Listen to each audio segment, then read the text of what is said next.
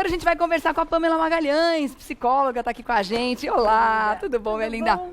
Sempre bom quando você tá aqui dando dicas Eu adoro. de como Muito evoluir gostoso. também. Evoluir é sempre Isso. bom, a gente não pode parar nunca, né? Nunca, sempre se conhecer. E um dos sinais de evolução é quando a gente tem maturidade emocional, que é o nosso assunto do dia. Isso. Afinal de contas, as pessoas que não chegaram lá ainda, elas passam por uma série de dificuldades, né, nos relacionamentos interpessoais, né?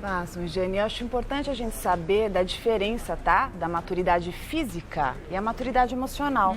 Nem sempre elas vão andar juntas. É, né? Eu digo principalmente para você que julga e culpa o outro daquilo que é seu. Tá. Isso é um ponto importante para a gente perceber. Eu estou mais amadurecido quando eu reconheço, percebo as minhas habilidades e recursos e não fico ali apontando no pai, na mãe, no irmão, no ex, a culpa e a responsabilidade que é exclusivamente minha. Tá certo. Vamos dar uma olhada nos tópicos, então? Vamos. São 7 situações que ajudam a gente a perceber se a gente tem maturidade emocional ou não. Vamos ver? Claro. Primeiro, na tela, saber dizer adeus. Saber dizer adeus, Regiane, fechar ciclos. Normalmente, quando eu tenho uma imaturidade, uma dificuldade de crescer, eu fico apegado a algumas fases. Lá atrás, eu tenho dificuldade de sair de casa, eu tenho dificuldade de sair de um determinado emprego, de fechar ali a história de uma relação. Eu fico presa nessas amarras, por isso que eu desenvolvo essa dificuldade no apego. Isso para qualquer situação, a gente não está falando só de pessoas. Não, a gente Vender tá um falando de carro, tudo. por exemplo. Isso, mudar de casa. Perfeito. Aceitar que uma amizade, de repente, não cabe mais na tua vida. Aceitar que aquele pijama rasgou e você não vai mais conseguir usar. Nessas coisinhas pequenininhas. Claro, porque conforme eu me estruturo, conforme eu vou crescendo, eu vou reconhecendo, entendendo as minhas potencialidades, algumas coisas não cabem mais na minha história, não cabem mais na minha vida. Eu tenho que saber fechar isso. Eu tenho que saber dizer adeus a algumas coisas para que outras cheguem, né? Ingressem na minha história. Mas é importante saber dizer adeus e ter certeza de que está bem resolvido, porque tem gente que até diz adeus, mas está com uma situação mal resolvida ainda ali, né? Aí o que acontece? Eu fico com uma série de situações pendentes. Eu fico acumulando. A gente fala que tem uns acumuladores de coisas ali na casa, mas tem também quem acumula histórias. Acumuladores de emoções. Isso, acumuladores de emoções. Ótimo que você falou. Não fecham essas histórias, não conseguem ali elaborar e aí tem uma dificuldade para tudo que começa na vida. Tá bom. Vamos ver o tópico número 2? Olhar o passado sem dor. Isso.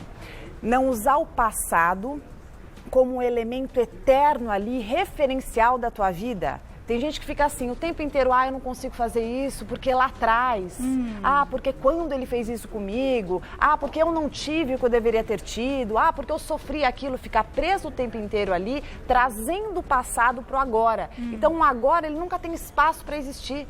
Porque eu fico ali sempre trazendo esses traumas. Então vamos aprender o que aconteceu ali atrás, né? O que aconteceu, como isso pode ser agregado para a minha vida de um jeito positivo. Tá.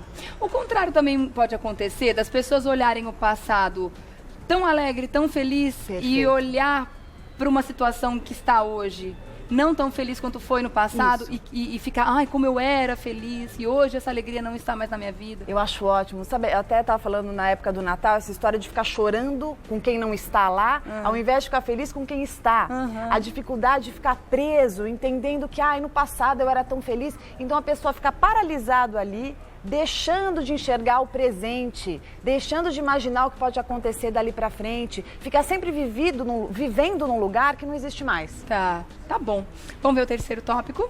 Reconhecer virtudes e limitações. Para mim, uma das principais características da maturidade é a gente se conhecer. Maturidade tem uma correlação enorme com o autoconhecimento, conforme eu entendo quais são as minhas virtudes, todo mundo as tem, quais são as minhas limitações, o que eu posso fazer sobre elas, onde eu posso ajustar um pouquinho, que mudança eu preciso fazer, porque aí eu vou perceber aonde eu me encaixo melhor, aonde não é para mim, quem não é.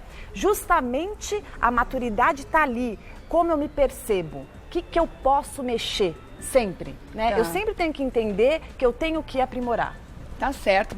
O próximo, Tolerar frustrações. Isso. O imaturo é aquele que não tolera a frustração, inclusive ele evita a frustração, ele deixa ali, ele abdica de desafios, de oportunidades, por acreditar que ele não vai dar conta. Eu falo que ele se boicota muitas vezes, se boicota principalmente pelo novo, pelo medo de acreditar que não vai conseguir. Tá. E aí o que ele faz? Ele nem vai.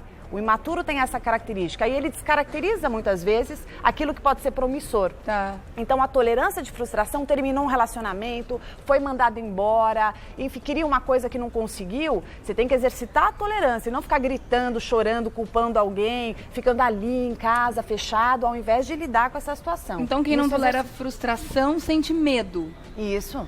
É um medo que paralisa e não deixa tomar atitudes que são importantes para a própria vida. Perfeito. Ou então fica naquilo o tempo inteiro, aprisionado naquele ressentimento, sem lidar com aquele subterfúgio. A vida é cheia de limitações. Não tem jeito, obstáculos acontecerão. A gente tem que lidar com os amores e com as dores.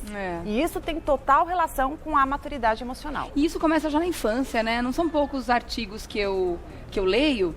E tenho visto muitos psicólogos falando a respeito, né, de como lidar e ensinar as crianças a entender as frustrações desde cedo, a entender o que é o não, né? Isso. Que a gente não quer que as crianças se frustrem e dá de tudo e acaba, né, oferecendo todas as situações possíveis e as crianças não sabem o que é frustração. Aí quando chega na fase adulta, continua nessa mesma condição, né? Porque desde cedo eu preciso dar limite para o meu filho, eu preciso mostrar até onde ele pode ir. Isso é uma forma de segurança. Ele vai entendendo que ele não vai poder ter o mundo na hora como ele bem quer. E exercitando a frustração desde sempre, ele vai se fortalecendo para lidar com a vida. Porque na vida você não vai ter só sim, você vai ter vários nãos. E você não pode no primeiro não, ai meu Deus, agora eu não vou mais, vou me fechar em casa, né? E você vai deixando de fazer as coisas. No primeiro não que houve de um namorado, o mundo já acaba. Eu falo ali, que são né? os calos emocionais que a gente tem que ter para que a gente continue ali com os obstáculos, pra gente crescer. E querendo ou não, quanto Não mais tem como. calo, mais forte a gente fica, né? É isso? Não é? Se tornar um bom guerreiro aí pra vida. Vamos ver o próximo. Reclamar menos e agir mais. Daqui a pouco você fala? Ó, claro. Eu dou um recadinho e já volto. Vamos ver o que significa, então. Agir mais. O que significa isso, Pamela? Eu estava pensando aqui para você que não gosta de alguma coisa que está acontecendo na sua vida ou que está acontecendo na sua relação ali amorosa, ao invés de olhar para si e ver o que pode fazer, tá apontando no outro o tempo inteiro. Sabe aquela amiga que chega para você, meu marido faz isso, aquilo, ao invés de pensar, bom, o que você pode fazer em relação a isso, já que você escolheu continuar com essa pessoa, já que você escolheu continuar nesse emprego. Isso significa que essa pessoa não entendeu ainda que para ter uma mudança no outro, tem que ter uma mudança nela primeiro? Perfeito. A mudança que você efetivar em você vai refletir no outro. E nada vai mudar na tua vida se você não der nenhum passo, se você não fizer nenhuma modificaçãozinha. E tem muita gente que fica assim, poliqueixosa o tempo inteiro e acaba até ficando uma companhia muito chata para muita gente que é importante para você. Negativa, né? Fica colocando tudo o tempo todo para baixo, porque a pessoa está sempre só preocupada em reclamar. Isso não é bom para ninguém. Fora a programação mental que está acontecendo na cabeça dela, né? Em colocar esses problemas, potencializar tudo aquilo que está acontecendo, do que ela não gosta. Quanto mais ela fala, pior fica. Fica com mais raiva, muitas vezes vai desenvolver aspectos depressivos, ao invés de fazer alguma coisinha ali para ter transformações gostosas na tua vida. É verdade. Acha, não reclame. Gostei. O que mais? Ponderar emoções na tomada de decisões. Isso. Então, vamos pensar um pouco como está a tua emoção na hora ali. Será que é momento para tomar essa decisão? Ou você precisa acalmar os seus ânimos, né? Porque tem gente que na hora ali que está brigando, que está, né, gritando com o parceiro. Ah, não, agora eu vou tomar essa decisão e depois se arrepende porque age com impulsividade. A impulsividade é uma característica da imaturidade. A pessoa fala ali tudo que quer, grita, esbraveja. Aí depois de 5 minutos ou então na manhã seguinte, ai, desculpa. E muitas vezes você pode deixar muita coisa ali, pode fazer com que relacionamentos se percam e vai ficar bem chateado. Tá certo. O próximo. Tem mais um? Tem mais um. Tem. Exercitar a empatia sendo menos influenciável com emoções alheias. Isso. Primeiro, lembrar que empatia é essa capacidade da gente se colocar no lugar do outro. E não ser influenciável é uma característica da maturidade. Porque aquela pessoa que qualquer coisa que o outro diz, então é melhor eu mudar meu cabelo, então é melhor eu mudar de emprego, então ninguém gosta de mim aqui. Se você for influenciada com qualquer coisa, qualquer coisa que dizem pra você, você não tá no teu prumo, você não tá se consultando. E vamos olhar pro outro pra ver o que eu vou falar, ter respeito com a vaidade alheia, como eu me posiciono, o que eu gostaria de ouvir, o que eu não suportaria de ouvir, que eu estou dizendo para aquela pessoa que é importante na minha vida. Vestir o sapato do outro. Perfeito. Empatia é fundamental. O jeitinho que você vai colocar, como que você vai falar com o chefe, como que você vai falar para tua sogra, isso é essencial. Você vai entendendo ali os seus recursos e também se o outro tem recurso para escutar isso que você tanto quer dizer. E sem se deixar contaminar, né? Porque em ambiente de trabalho é muito fácil acontecer. De repente chega uma pessoa, comenta uma impressão que ela teve de um colega de trabalho. E aí aquela impressão passa a ser sua também. Isso. Não tem a própria personalidade, né? Do que eu acho, a minha opinião. Você não tem nenhuma vivência com aquela pessoa. Mas aí passa a ter uma impressão a respeito dela de acordo com o que falaram pra você. Isso é tão comum e é tão triste, né? Veste o pré-julgamento, exato, né? Então que a gente escute, acho super importante escutar, mas filtre, tenha a sua, como a Rê falou, tenha a sua própria opinião, né? O que você acha, o que você sente em relação a tudo, porque ninguém mais vai saber da tua vida que você mesmo. É verdade.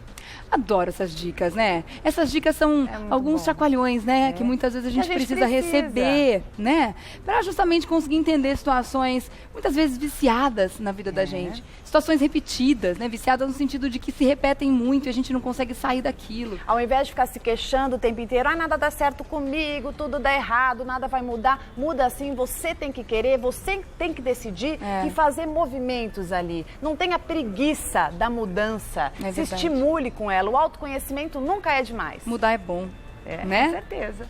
Já dizia Raul, né? Prefiro ser a metamorfose ambulante. Somos, né? Verdade. Somos. Eu vou deixar aqui então o contato de Pamela Magalhães, que é psicóloga, esteve com a gente mais um bate-papo maravilhoso.